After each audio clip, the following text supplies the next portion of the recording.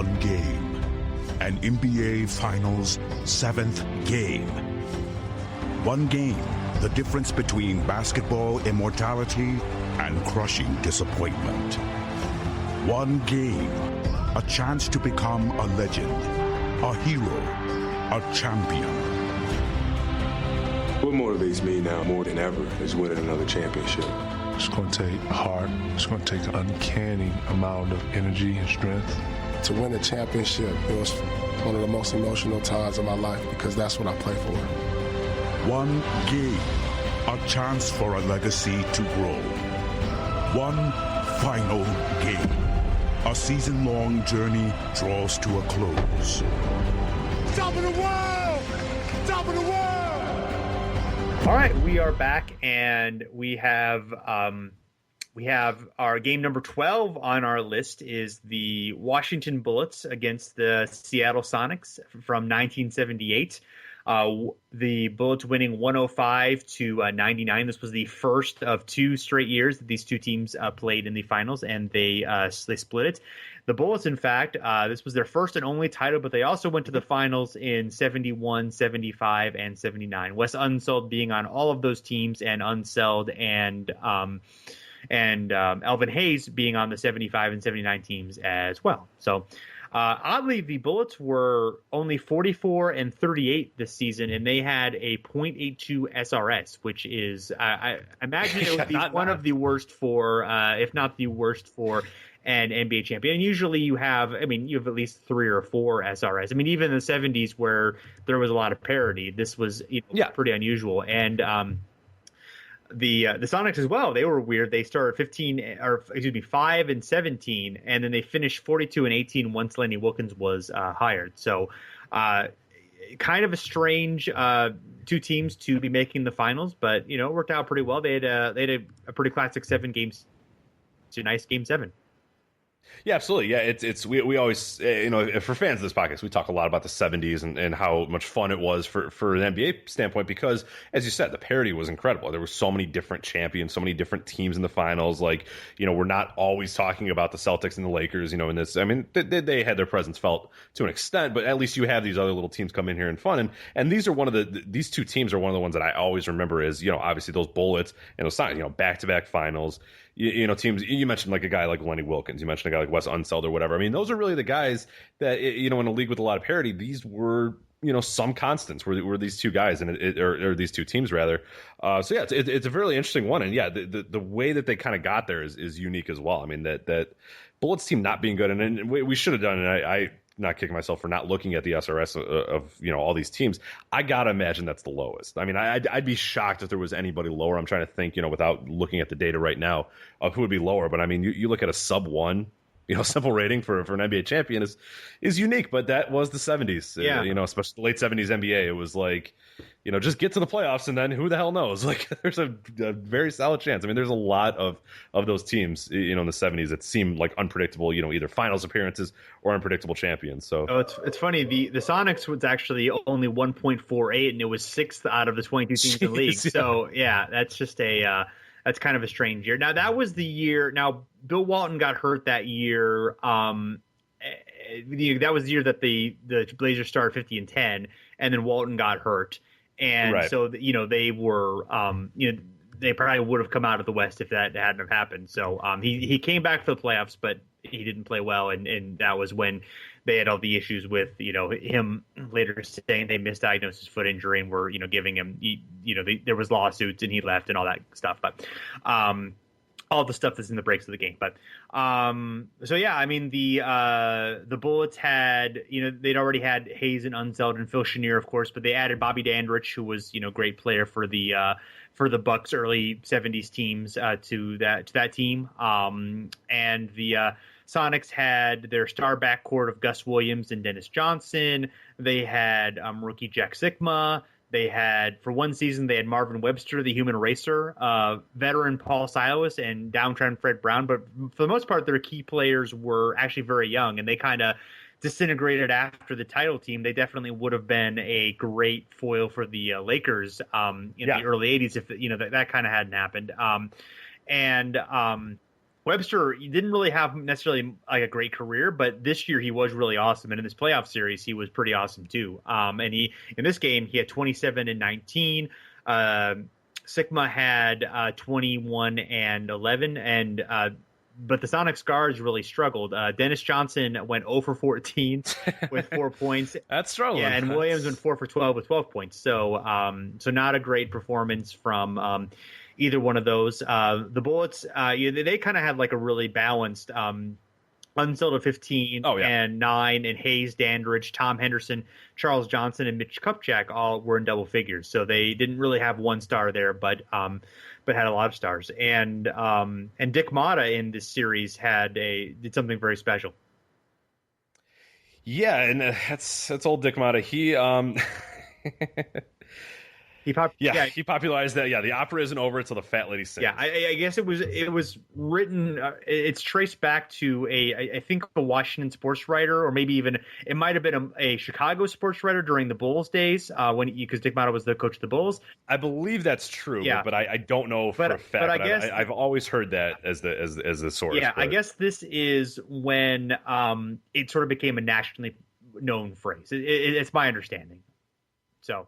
That's my guy. Dick Motta's a great coach. His suit in this game, his suit. That's a wonderful leisure suit. That's what he is in the Hall. That Hall of Fame just based off his suits. Like those are so great. The best part during the Bulls pregame, they always show classic footage or whatever, and they show like a Dick Motta. I mean, he's there, and it's like a checkerboard, like an orange checkerboard. It's just like an unbelievably ugly suit, and it's just like yes. Like the perfect guy. It's got like a collar, and like it's just ridiculous. And I love Dick Motta so much. But yeah, this is the popular of the opera isn't over till the fat lady sings. But yeah, we don't know the exact. I always heard the Chicago story, but I have no idea. I mean, it could have been anybody, but and who wouldn't clamor to say that they were the first to break that news to the world? But there you go. So this Seattle had a decent sized lead, but the Bullets had a decent sized lead, but the Sonics were able to trim it down to 4 with 90 seconds left from 11 points. Kupchak came up with a 3-point play, and then Freddie Brown, he hit a short jumper, and then Silas got a tip in to cut it to 101 to 99. Silas then fouled Unseld. He was a 55% shooter from the line during the playoffs. He actually did hit 2 free throws. And then Washington was able to kind of seal it from there. There were some free throws from there, and that was pretty much it. Kupchak got a really good offensive rebound during the sequence at one point. So they really played well, and the Bullets were able to win this to win this series on the road. They were one of the.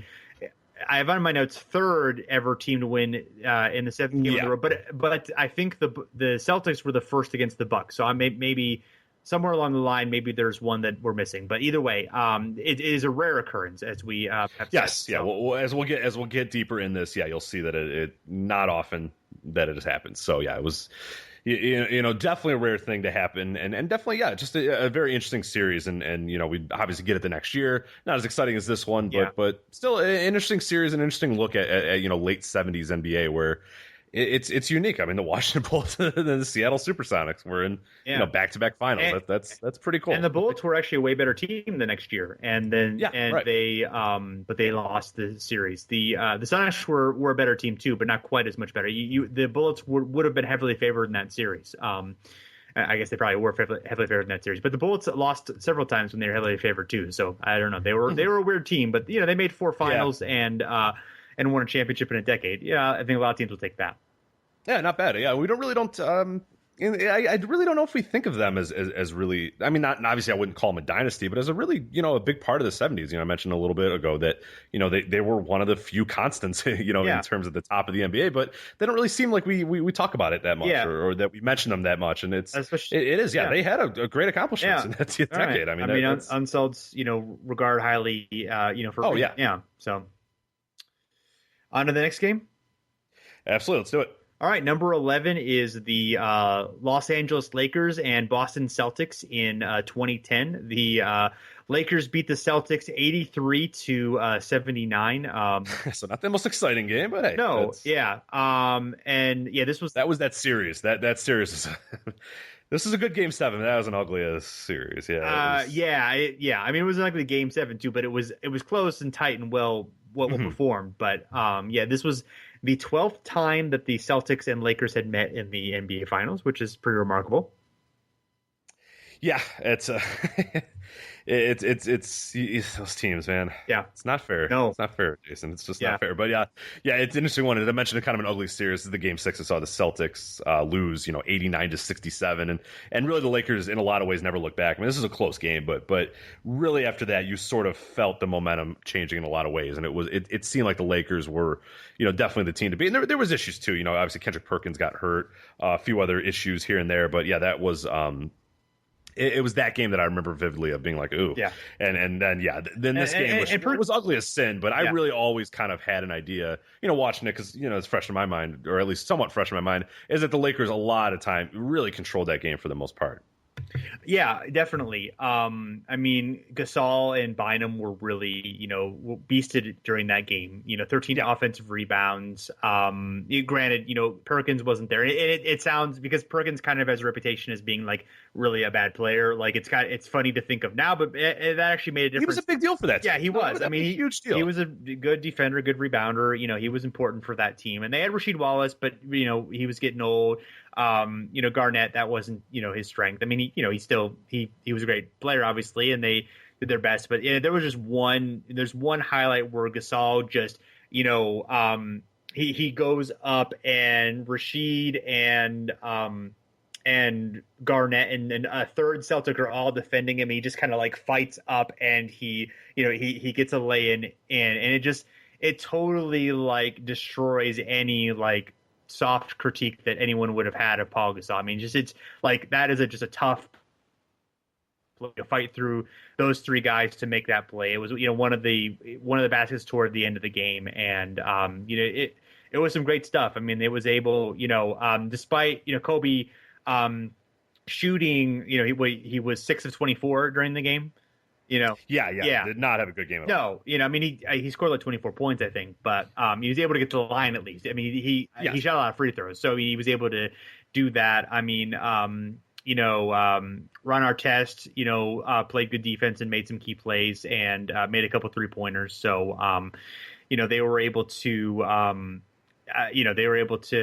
Get some great stuff out of everybody. And Kobe did just enough. I mean, he also had 15 rebounds. So, he played well in other areas, but it was not a good shooting night for him. Yeah, it's 0 of 6 from 3 as well. So, yeah, and if you watch a lot of the video and remember the highlights of that, there was a lot. I mean, the Celtics, it seemed their goal was, hey, let's let Bynum and Gasol beat us and not let, Kobe, because they're bringing double teams. They were very much focusing on not letting, Kobe get in a lot of open looks, which, in retrospect, I mean, when you don't have Perkins, might not have been a good idea to, let Bynum and Gasol go nuts. And this was a series that I remember a lot of ways was, and you mentioned Gasol was able to sort of shed a lot of, because he had that reputation for a while of being, when he was in Memphis and, a member of the Grizzlies or whatever, of being not a championship player, not a little saw, this sort of stuff. And he came here and absolutely just had a great series. And Bynum was coming into his own as well. And people sort of forget what trajectory he was on. Largely after this finals and after these playoffs, it was a guy that, oh, look, this could be a really like a legitimately great player. And for a 2-3 year span, I mean, this guy was nearly unstoppable, and really people, he was 24, 25, I think at that point. So people were saying, oh man, a big man, 25 years old, finally getting it together. And then now that we know him, he's sort of a caricature of himself that he was. But yeah, this is a big period for Bynum, Gasol, and the Lakers. And it really sort of felt like, oh man, this is like a huge dynasty in the making. At least that's how I thought at the time, with Bynum just starting to get ready to go, but it didn't quite go that way, unfortunately. But as things sometimes don't do. But yeah, it was definitely an interesting game. Phil Jackson had a great quote, which I think kind of sums up these entire playoff series, and especially this Game 7. He said, "Well, it's done. It wasn't well done, but it was done, and we did it with perseverance." So,